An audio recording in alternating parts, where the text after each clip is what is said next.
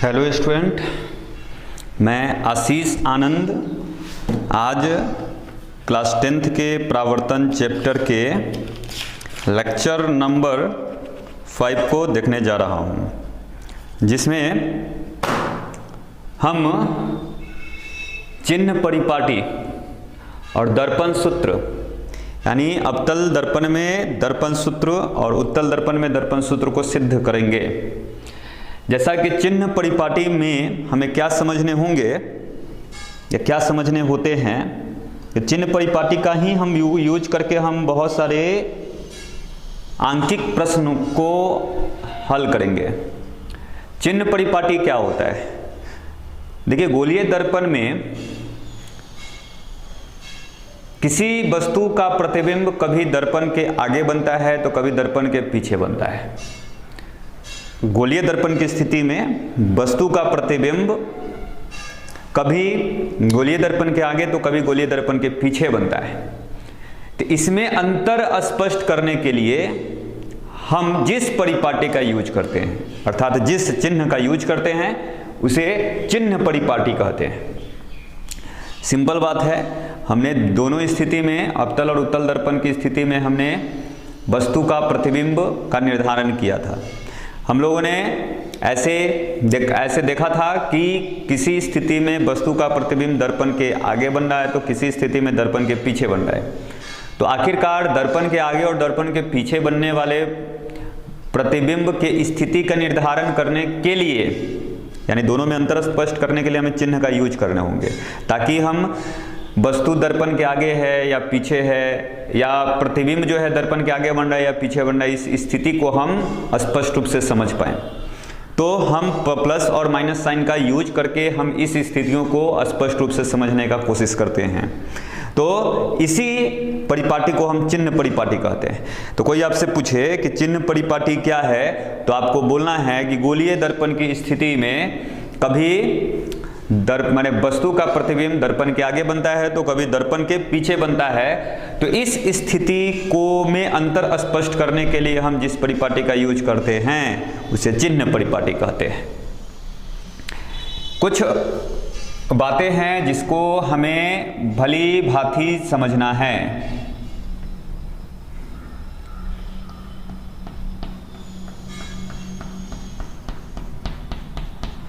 हमने concave mirror बनाया, यानी अवतल दर्पण बनाया। जैसा कि पिछले वीडियो में हमने देखा था कि अवतल दर्पण ही मात्र एक ऐसा दर्पण है जिसमें वस्तु का वास्तविक और आभासी दोनों प्रकार के प्रतिबिंब बनाए जा सकते हैं। तो इस बात को थोड़ा ध्यान रखेंगे। इसमें जो बात हम आपको समझा रहे हैं कि अगर आपतित किरण के दिशा में, आपतित किरण के दिशा कहने का क्या मतलब, जिधर से किरण आपतित हो रही है, तो अगर हम इस स्थिति में देखें, अगर वस्तु को हमने यहां डाला,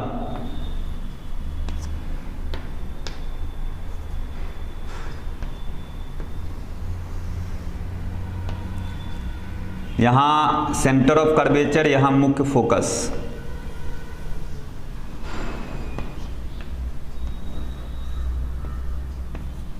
यहाँ ए भी एक वस्तु है जिसका image A dash B dash बन रहा है।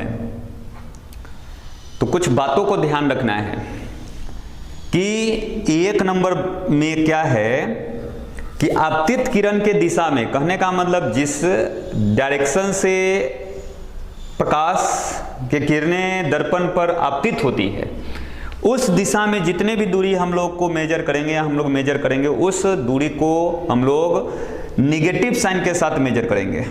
मतलब उसके पहले हम लोग माइनस साइन देंगे।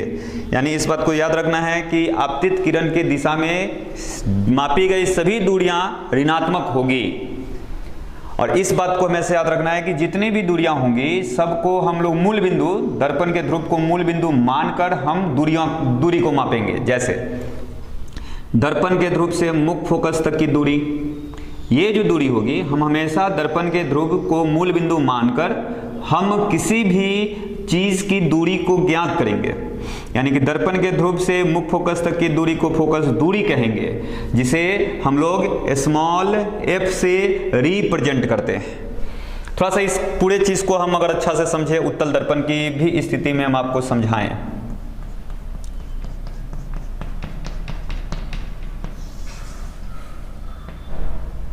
अगर हम ऑब्जेक्ट को P और अनंत के बीच रखते हैं, तो जैसा कि प्रीवियस वीडियो में हमने आपको समझाया था कि वस्तु को C और अनंत के बीच P और अनंत के बीच डाला जाए तो उसका प्रतिबिंब कहां बनेगा? तो P और F के बीच।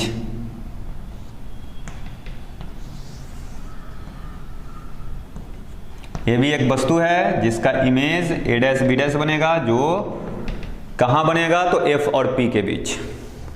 इस फर्स्ट फिगर में जो हम स्थितियां देखेंगे उसको समझते हैं कि हम लोग क्या करना है कि आपतित किरण का मतलब जिधर से प्रकाश दर्पण पर आपतित होती है, यानी कि जिस डायरेक्शन से प्रकाश आती है, अगर उस दिशा में हम किसी भी डिस्टेंस को मापेंगे तो निगेटिव होगा। इस फिगर में अगर हम देखें तो यहां हमें एक ऑब्जेक्ट रखा हुआ दिख रहा है ए पर, तो दर्पण के ध्रुव से ए तक का जो दूरी होगा, यहां वस्तु दूरी, और वस्तु दूरी को हम प्रायः u से डिनोट करते हैं। यहां u जो होता है ऑब्जेक्ट डिस्टेंस को रिप्रेजेंट करता है, यानी u बराबर वस्तु दूरी। इस बात को समझना है। आपतित किरण का दिशा बाएं तरफ है दर्पण के, तो अगर हम P से दर्पण के ध्रुव से अगर हम वस्तु तक के दूरी को अगर मेजर करें, मापे, तो वह दूरी वस्तु दूरी होगा जो कि आपतित किरण की दिशा में है, यानी बाएं तरफ है। तो यह दूरी निगेटिव होगा, यानी कि हम इस दूरी को निगेटिव साइन के साथ लेंगे। मेरे प्यारे बच्चों, ये सभी बात को आप ध्यान रखेंगे, क्योंकि अंकित प्रश्न बनाने के क्रम में ये सभी चीजें को आपको यूज करने होंगे। अगर हम यहाँ इमेज बन रहा है, इमेज का फॉर्मेशन हो रहा है, तो P से A' तक की दूरी को प्रतिबिंब दूरी बोलेंगे, और प्रतिबिंब दूरी को हम लोग V से रिप्रेजेंट करते हैं, प्रतिबिंब बिंब दूरी। यहां ये भी निगेटिव होगा, बिकॉज जिधर आपतित किरण है उसी दिशा में हम दूरी को मेजर कर रहे हैं। P से A तक की दूरी, यानी कि ये जो दूरी होगा वह दूरी को हम लोग बोलेंगे प्रतिबिंब दूरी, निगेटिव होगा। P से F तक के दूरी को फोकस दूरी बोलते हैं, जिसको स्मॉल f से रिप्रेजेंट करते हैं, फोकस दूरी। ये फोकस दूरी भी निगेटिव होगा। और P से C का मतलब वक्रता केंद्र, जिसको C से P तक के दूरी को वक्रता केंद्र माने वक्रता त्रिज्या कहते हैं, जिसको हम लोग R से रिप्रेजेंट करते हैं, वक्रता त्रिज्या। ये भी निगेटिव होगा। यानी इस बात को ध्यान रखना है कि आपतित किरण में मापी गई सभी दूरियां ऋणात्मक होती है। दूसरी बात कि हम जो भी दूरी मापेंगे गोलीय दर्पण की स्थिति में, जो भी दूरी मापेंगे वह दर्पण के ध्रुव से मापेंगे। तीसरी बात कि दर्पण के प्रधान अक्ष के लंबवत, यानी कि सिंपल ये कहें कि प्रधान अक्ष के ऊपर मापी गई सभी दूरियां, यानी कि ये हाइट जो है वह हाइट पॉजिटिव होगा। दर्पण के प्रधान अक्ष के ऊपर मापी गई सभी ऊंचाई पॉजिटिव होंगे, और नीचे मापी गई सभी दूरियां, ये जो दूरी है प्रधान अक्ष के नीचे है, तो इस दूरी को हम लोग ऋणात्मक चिन्ह के साथ लेंगे। तो ये छोटी छोटी बातें को हमें अच्छी तरह से ध्यान रखने होंगे, क्योंकि इसके उपयोग करके ही हम बहुत सारे न्यूमेरिकल को बनाएंगे। अब इस स्थिति में अगर हम देखते हैं, ये ऑब्जेक्ट आपतित किरण की दिशा में रखी गई है, तो P से A तक की दूरी जो होगा क्या होगा? तो ऋणात्मक होगा, आपतित किरण की दिशा में है। अब क्या है, प्रतिबिंब बन रहा है A' पर, तो P से A' तक की दूरी, यानी कि A' पर जिस बिंदु पर वस्तु का प्रतिबिंब बन रहा है, आपतित किरण तो बाएं तरफ है, आपतित किरण की दिशा, यानी कि जिधर से आपतित किरण आ रही है वो बाएं तरफ है, और हम दर्पण के ध्रुव के दाएं तरफ हम दूरी को मेजर कर रहे हैं, यानी आपतित किरण के विपरीत दिशा में। और आपतित किरण के विपरीत दिशा में मापी गई दूरियां ऋणात्मक होगी, सॉरी धनात्मक होगी, यानी PA' पॉजिटिव होगा। और P से मुख्य फोकस तक की दूरी को यानी कि PF को भी हम लोग पॉजिटिव मेजर करेंगे, बिकॉज आपतित किरण के विपरीत ओर की दूरियां हैं। और P से C तक की दूरी को यानी सेंटर ऑफ कर्वेचर तक की दूरी को हम लोग क्या कहेंगे, ये भी जो यानी वक्रता त्रिज्या होगी वो भी पॉजिटिव होगा। यानी मेरे प्यारे बच्चों, कुछ बातों को अगर ध्यान रखेंगे तो हमें इस दोनों में कंपैरिजन समझ में आ जाएगा कि अवतल दर्पण की फोकस दूरी, वक्रता त्रिज्या, ये दो, और वस्तु दूरी।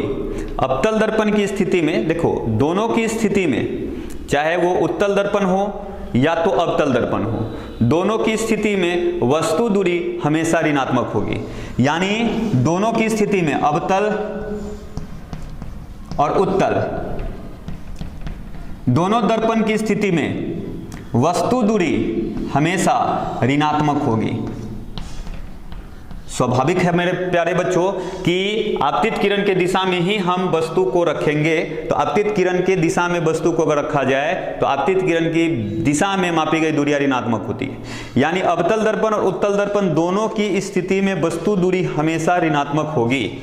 दूसरा, प्रतिबिंब दूरी को अगर हम समझते हैं, देखिए अवतल दर्पण तो वस्तु का प्रतिबिंब दोनों प्रकार का बनाता है। एक कंडीशन ऐसा होता है जब हम F और P के बीच अगर वस्तु को डालते हैं तो वस्तु का प्रतिबिंब दर्पण के पीछे बनता है। तो जब दर्पण के पीछे अगर वस्तु का प्रतिबिंब बनेगा तो उस स्थिति में दर्पण का प्रतिबिंब जो है, दर्पण में बना प्रतिबिंब काल्पनिक होगा। तो अवतल दर्पण की स्थिति में वस्तु का प्रतिबिंब दोनों प्रकार का हो सकता है, ऋणात्मक भी हो सकता है और धनात्मक भी हो सकता है, क्योंकि इसमें वास्तविक और आभासी दोनों प्रकार का प्रतिबिंब बनता है। अगर जो वास्तविक प्रतिबिंब होगा दर्पण के बाएं तरफ बनेगा, जो कि हमेशा निगेटिव साइन के साथ आएगा, क्योंकि वो आपतित किरण की दिशा में है। अगर यही दर्पण के पीछे बन जाए तो आपतित किरण के विपरीत दिशा में दूरी होगी जो कि ऋणात्मक होगी। और इस स्थिति में प्रतिबिंब दूरी हमेशा दर्पण के पीछे ही बनेगा, जो कि क्या होगा, तो धनात्मक होगा। मतलब आपको इस बात को ध्यान रखना है कि उत्तल दर्पण की स्थिति में अगर वस्तु की दूरी की बात आएगी तो दूरी को हमेशा प्लस साइन के साथ लेंगे, क्योंकि कभी भी बाएं तरफ इसके प्रतिबिंब नहीं बनाए जा सकते हैं इसमें, तो हमेशा दर्पण के पीछे ही इसके प्रतिबिंब बनेंगे, इसलिए इसके प्रतिबिंब को हमेशा हम पॉजिटिव साइन के साथ लेंगे। अगर हम फोकस दूरी की बात करें तो मेरे प्यारे बच्चों, आपको बिल्कुल ये बात समझ में आ गए होंगे फिगर देखकर कि फोकस दूरी क्या होगा। अवतल दर्पण की स्थिति में आपतित किरण की दिशा में ही हमेशा फोकस है, बाएं तरफ ही है फोकस, तो आपतित किरण की दिशा में मापी गई सारी दूरी ऋणात्मक होंगी, यानी कि अवतल दर्पण की फोकस दूरी हमेशा ऋणात्मक होगी। और जबकि उत्तल दर्पण के आपतित किरण के विपरीत दिशा में मुख्य फोकस है, तो मुख्य फोकस हमेशा पॉजिटिव होगा उत्तल दर्पण की स्थिति में। चलिए अगर हम वक्रता त्रिज्या की बात करें यानी कैपिटल R की बात करें तो इस स्थिति में ऋणात्मक होगा और इस स्थिति में धनात्मक होगा। ये हमें चार बात याद रखने हैं। अगर ये चार बात हमें अच्छी तरह से समझ में आ गए तो चिन्ह परिपाटी में किसी भी प्रकार का दिक्कत नहीं होगा। या आगे हम जितने भी सत्यापन करने वाले प्रश्न पढ़ेंगे या न्यूमेरिकल टाइप जितने भी प्रश्न पढ़ेंगे तो उन सभी प्रश्नों में हमें किसी प्रकार का कठिनाई नहीं आएगा। तो हम इन सभी बातों को ध्यान रखेंगे। जैसा कि हमें याद रखना है कि वस्तु दूरी को U से रिप्रेजेंट करते हैं, प्रतिबिंब दूरी को V से रिप्रेजेंट करते हैं, फोकस दूरी को F से रिप्रेजेंट करते हैं, वक्रता त्रिज्या को R से रिप्रेजेंट करते हैं। और अवतल और उत्तल दर्पण की स्थिति में वस्तु दूरी क्या होगा, उसका चिन्ह, प्रतिबिंब दूरी का चिन्ह क्या होगा, फोकस दूरी का चिन्ह क्या होगा, वक्रता त्रिज्या का चिन्ह क्या होगा, ये सारा चीज हमने समझा। इन सभी बातों को आप भली भांति अच्छी तरह से समझेंगे, क्योंकि ये आपके परीक्षा के दृष्टिकोण से परीक्षा में ऐसे काफी प्रश्न आ सकते हैं। या ऑब्जेक्टिव टाइप क्वेश्चन की बात करें तो इससे बहुत सारे ऑब्जेक्टिव टाइप क्वेश्चन बनाए जा सकते हैं। आप इन सभी बातों को बिल्कुल ध्यान रखेंगे। एक और बात हम यहां समझेंगे कि दर्पण सूत्र क्या होते हैं। तो क्या होता है कि U, V और F, ये तीन बातें याद रखने हैं। दर्पण में वस्तु दूरी, प्रतिबिंब दूरी और दर्पण के मुख्य फोकस, फोकस दूरी, नॉट मुख्य फोकस। दर्पण के में मैंने सिंपल वस्तु दूरी, प्रतिबिंब दूरी और मुख्य फोकस के बीच संबंध स्थापित करने वाले सूत्र को मुक्त फोकस नहीं बोलना है, फोकस दूरी बोलना है। सूत्र स्थापित करने वाले माने इसमें संबंध स्थापित करने वाले सूत्र को दर्पण सूत्र कहते हैं। कोई पूछेगा दर्पण सूत्र क्या होता है, तो U, V और F में संबंध स्थापित करने वाले जो सूत्र होते हैं उस सूत्र को हम दर्पण सूत्र कहते हैं। तो दर्पण सूत्र क्या होता है, तो 1/V plus 1/U equals to 1/F, ये हमारे दर्पण सूत्र हैं। ठीक है, तो आज हम इस वीडियो में क्या क्या समझे, चिन्ह परिपाटी और दर्पण सूत्र क्या होता है, हमने इस बात को अच्छी तरह से समझ लिया है। तो आप, हमें आशा है कि आप इन सभी बातों को ध्यान रखेंगे, क्योंकि आगे न्यूमेरिकल टाइप जितने भी प्रश्न होंगे उस प्रश्न को हल करने में हमें इससे काफ़ी सहूलियत होने वाला है। ओके।